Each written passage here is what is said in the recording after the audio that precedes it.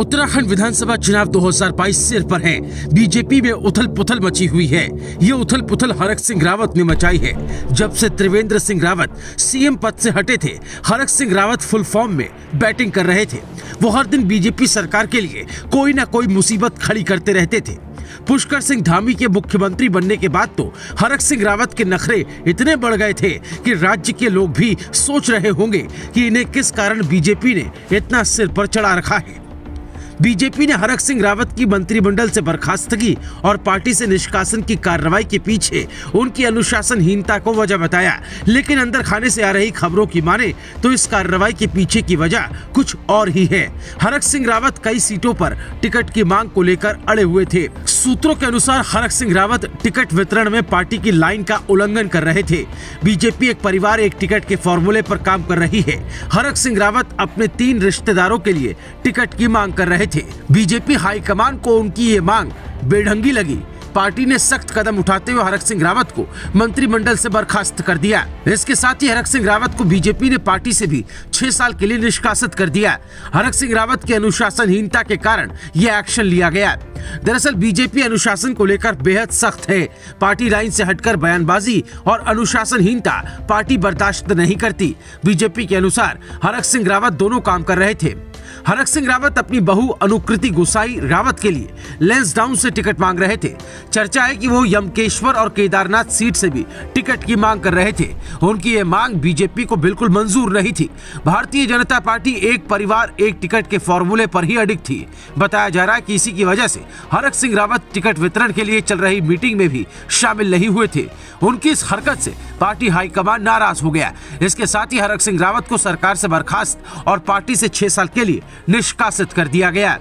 15 जनवरी को BJP core committee की ticket वितरण को लेकर देहरादून में एक मीटिंग थी। हरक सिंह रावत इस मीटिंग में नहीं पहुंचे थे।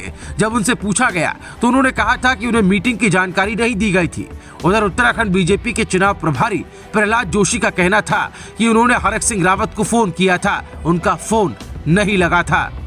उत्तराखंड के सत्ता के गलियारों में ये चर्चा थी कि हरक सिंह रावत समझ चुके थे कि बीजेपी कोर कमेटी की बैठक में टिकटों को लेकर उनकी मांग नहीं मानी जाएगी। इसलिए खबर उड़ी कि हरक ने जानबूझकर अपने मोबाइल नंबर को नॉट रीचेबल कर दिया था। ऐसी भी चर्चा तेज रही कि वो इस दौरान दिल्ली में कांग्रेस नेताओं से बातचीत कर रहे थे। दरअसल त्रिवेंद्र सिंह रावत ने हरक सिंह रावत की कमजोर नस दबा रखी थी। उनके श्रम विभाग पर भ्रष्टाचार के तमाम आरोप थे। त्रिवेंद्र सिंह रावत कई मामलों की जांच करा रहे थे। त्रिवेंद्र सिंह रावत हरक सिंह रावत को ज्यादा भाव भी नहीं देते थे। मुख्यमंत्री बदलने के बाद हरक एकदम से सवा शेर बन गए। हरक पिछले काफी दिनों से विधानसभा चुनाव में मनमाफिक टिकट के लिए दबाव की राजनीति कर रहे थे। इधर लगातार हरक सिंह रावत के कांग्रेस में शामिल होने की भी चर्चाएं उठती रही थी। इसको देखते हुए रविवार को भाजपा ने आखिर ये कदम उठा लिया। अपनी बहू अनुकृति रावत के लिए लैंसडाउन सीट से टिकट की मांग खारिज होने से नाराज हरक रविवार दोपहर दिल्ली रवाना हो गए थे। इसे भी बीजेपी ने गंभीर मामला माना। इसके बाद बीजेपी हाईकमान ने राज्य की लीडरशिप को साफ कह दिया कि हरक की कोई बात अब नहीं मानी जाएगी। बीजेपी खुद को पार्टी विद डिफरेंस कहती रही है। बीजेपी में अनुशासन को सर्वोपरि माना जाता है। कैबिनेट मंत्री रहते हुए हरक सिंह रावत पिछले 5 साल से बार बार भारतीय जनता पार्टी के अनुशासन का मखौल उड़ाते आ रहे थे। यही कारण रहा कि अब कांग्रेस में जाने की चर्चाओं के बीच भाजपा को उनके खिलाफ सख्त कदम उठाने को मजबूर होना पड़ा। हरक सिंह रावत पिछले 5 सालों में कई बार पार्टी के लिए असहज स्थितियां पैदा कर चुके थे, जिस पर विपक्षी भी बीजेपी की चुटकी लेने में पीछे नहीं रहते थे। 2016 में कांग्रेस से बगावत करके जो 9 विधायक भाजपा में आए थे, उन्हें बीजेपी के जमीनी कार्यकर्ता कभी अपना नेता मान ही नहीं सकते थे। इसमें हरक सिंह रावत की आए दिन की उछलकूद से पार्टी कार्यकर्ता बेहद नाराज थे।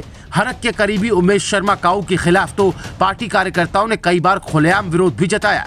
इतना विरोध जताया कि उमेश शर्मा काऊ के आंसू तक निकल आए। जब से पुष्कर सिंह धामी सीएम बने, तब से हरक सिंह रावत के रूठने के रोज नए बहाने सामने आने लगे। देहरादून दौरे के दौरान खुद प्रधानमंत्री नरेंद्र मोदी ने हरक सिंह रावत से एयरपोर्ट पर पूछा था कि आपकी दबंगई ठीक चल रही है ना। अमित शाह भी उत्तराखंड दौरे के दौरान हरक सिंह रावत को विशेष अटेंशन देते रहे हैं। जेपी नड्डा ने भी समय समय पर हरक सिंह रावत को समझाया। बार बार हरक की रूठने और मनमानी पर उतर आने को बीजेपी ने अब बर्दाश्त नहीं करने का फैसला लिया। 24 दिसंबर 2021 को उत्तराखंड कैबिनेट की बैठक चल रही थी। अचानक बैठक से हरक सिंह रावत के गुस्से में बाहर चले आने और इस्तीफा देने की खबर आई थी। इससे उत्तराखंड की राजनीति में हड़कंप मच गया था।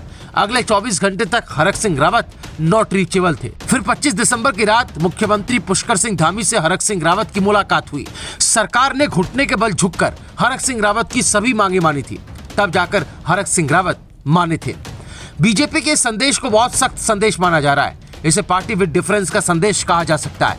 हरक सिंह रावत को सरकार से बर्खास्त और पार्टी से निष्कासित करके बीजेपी ने बता दिया है कि अब किसी की मनमानी मांगों के आगे सरेंडर नहीं किया जाएगा। जो भी ऐसी कोशिश करेगा उसका हश्र हरक सिंह रावत जैसा होगा। इस पर आपकी राय क्या है, हमें कमेंट में जरूर बताएं। देखते रहें रायशुमारी।